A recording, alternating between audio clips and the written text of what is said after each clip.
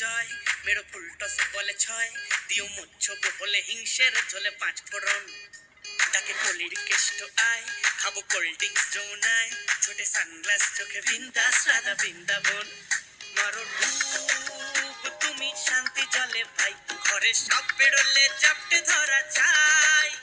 যদি খুব জীবন ছবল মারে বস, মনে হালকা করে ঢালবে চিলি সস।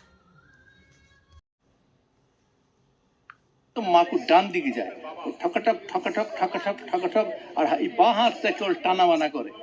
করতে করতে নাতি বললো, ভাই দাদা কি বলবো তোমাকে, সুতোর দাম যে বেড়ে গেছে, আমার গামছা আমাকে 6 আনা দেয়, কিন্তু বাজারে বিক্রি হয় 5 শিকে।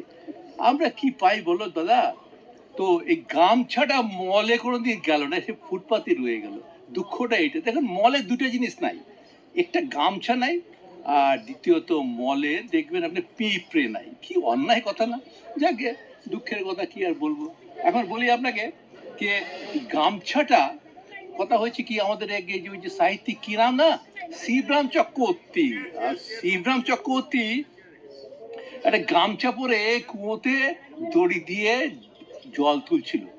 তো একজন মহিলা এলেন কুয়োতে, এসে বললেন, দাদা আপনার বাবা এত নাম করা লোক, আপনারা এত বড় বংশের, আপনি গামছা পরে জল তুলছেন বালতি দিয়ে কুয়ো থেকে? তো শিবরাম চক্রবর্তী কি জল দিলে জানো? শিবরাম বলল, দেখো ব্যাপারটা কি জানো তো, ব্যাপারটা হচ্ছে তুমি আমার বাবা তুললে কিচ্ছু মনে করলাম না, তুমি আমার বংশ তুললে কিচ্ছু মনে করলাম না, কিন্তু তুমি গামছা তুললে সেখানে আমার আপত্তি। ব্যাপারটা বুঝেছেন শিবরাম চক্রবর্তী কি বলার চেষ্টা করেছে? এদিকে গামছাটা কবিতাতে স্থান পেয়েছে। এই যে রবীন্দ্রনাথ ঠাকুরের কবিতা, যে তীরে তীরে ছেলে মেয়ে নাহিবার কালে, গামছায় জল ভরি গায়ে তারা ঢালে। কবিগুরুর লেখা। আমাদের ছোট নদী চলে আঁকে বাঁকে, মনে আছে তো? আমি গ্রামের রাস্তা দিয়ে হাঁটছিলাম, দোতলা মাটির বাড়ি, খড়ের চাল। তো ওর দোতলার বারান্দার থেকে একটা ছেলে, ওর নাম গগন, ও পড়ছিল, আমাদের দেশে সেই ছেলে কবে হবে, কথায় না বড় হয়ে কাজে বড় হবে, মুখে হাসি বকে বল, ইত্যাদি ইত্যাদি। তারপরে পড়ছে, সকালে উঠিয়ে আমি মনে মনে বলি, সারাদিন আমি যেন ভালো হয়ে চলি, আদেশ করেন যাহা মোর। আমি বলে, গগনা আরে তুই গায়ে গামছা দিয়ে কি পড়ছিস, মুখস্থ করছিস? গগনা বলে, কাকু বড় গরম পড়ছে, আরে ভিজে গামছা না দিলে তো শীতল হবে কি করে। দেখুন গগনার সে বুদ্ধিটা আছে, যেটা সুনামের লেখা, ওই যে ভূষন্দির মাঠ, সেখানে দেখুন একটা ছবি লেখা আছে, সে দেখে ছবির তলায় লেখা আছে, নাকেশ্বরী অতি সুন্দরী ভূতিনী। সে নাকেশ্বরী গায়ে কি একটা গামছা জড়ানো, কাঠি কাঠি ঠ্যাং, কাঠি কাঠি হাত, আর ওখানে তলায় লেখা আছে, নাকেশ্বরী আমার পাশ দিয়ে যাওয়ার সময় ফিক করে হাসিয়া দিল। তো সেখানেও গামছা, দু রকম গামছা আছে, একটা হচ্ছে লাল গামছা, একটা সবুজ গামছা। বাঙালি বাড়িতে থাকবেই। আরে আমি যাচ্ছি কোথায়, আমার বোনের বাড়িতে বেড়াইতে, সে দুর্গাপুরে, মা বললে, রে তুই গামছাটা নিয়েছিস কি? আমি বললাম, হ্যাঁ মা, গামছাটা নিয়েছি। কি গামছা আমাদের জীবন থেকে কেন চলে গেল? আজকাল কেন গামছা ব্যবহার করে না? কাকে আপনি জিজ্ঞেস করবেন? সবাই টাওয়েল, টাওয়েলটা মলে যান টাওয়েল, আর টাওয়েল এত মোটা আছে, একটা সুটকেসে একটা টাওয়েলই আছে। আর গামছাটা পাতলে যে মেয়ে ছেলেরা চান করেছে, দেখুন আগে করতো কি, আগে করতো যে লম্বা চুল, তো গামছাড়া দিয়ে এরকম করে ছুঁচু ছুঁচু করে ছাড়তো, চারদিকে ছোট ছোট ওয়াটার ড্রপ চারদিকে ছড়িয়ে পড়তো। তারপরে চুলটা এরকম করে নিয়ে গামছা দিয়ে বেরিয়ে তারপরে চিপাতো, চিপতে জল ঝরে পড়তো, তারপরে গামছা দিয়ে শুকিয়ে যেত, হেয়ার ড্রায়ারের কাজ করতো। সে গুণ কে বুঝবে? টাওয়েল আর টাওয়েল, গামছার দিন তো চলে গেছে। এখন শুনুন, গামছার একটা গান আছে, বড় সুন্দর গান, সেটাকে না শুনে আপনাদের পারছি না। ধরুন গানটা গানটা প্রফেসর ভট্টাচার্য গামছার উপর গান গাইবেন, বড় সুন্দর বলছেন। গামছার যে কত রকম, মানে ওর যে একটা ভ্যালু, এটাকে আমরা অ্যান্টি করা চলবে না, এটাকে আবার নতুন করে নিয়ে আসতে হবে গামছা। গানটা শোনান তো।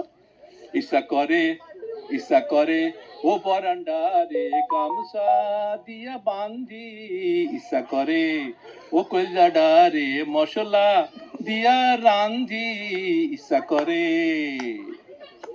আয়রন বাইরন কলজাডারে রে, হরে আয়রন বাইরন কলজাডারে রে, মশলা দিয়া রান্ধি, কলসি ভরিলাম আমি নয়ন বাড়ি দিয়া। হ্যাঁ হ্যাঁ হ্যাঁ छा गए এই রাধা- অতি রাধা- সাধু সাধু সাধু তো রাধা এই কথা বলছে কেন যে কলসি ভরিলাম নয়ন বাড়ি দিয়া, কেন? দুই চোখে জল দিয়ে আহা কলসি ভরলো। জল ভরিতে গেলাম আমি, আলাম জল ফেলিয়া, কলসি ভরিলাম আমি। আহা কলসি ভরিলাম আমি, নয়ন বাড়ি দিয়া। আচ্ছা, নয়ন বাড়িটা আসলো কোথেকে? কোথা থেকে? পরের লাইনটা আছে, ও রাধার ননদি কুটিলা জটিলা, ও সবসময় খোঁটা দেয় যে তুই এরকম কদম তলায় বারবার যাস কেন কৃষ্ণের বাড়ি শুনে। তো রাধা তখন কাঁদে, ওই জলটা দিয়ে এমন কাঁদে যেন, আর যে কাঁদে যখন, তখন ননদি বলে আচ্ছা, তখন রাধা বলে না, তোমার কথা শুনে আমি কাঁদিনি, আমি কাঁদছি ওই যে উনুনটা জ্বলছে কাঠের, তার ধোঁয়াটা আমার চোখে পড়েছি বলে। আপনি শুনুন। কুটিলা নদী ঘরে, সাধু সাধু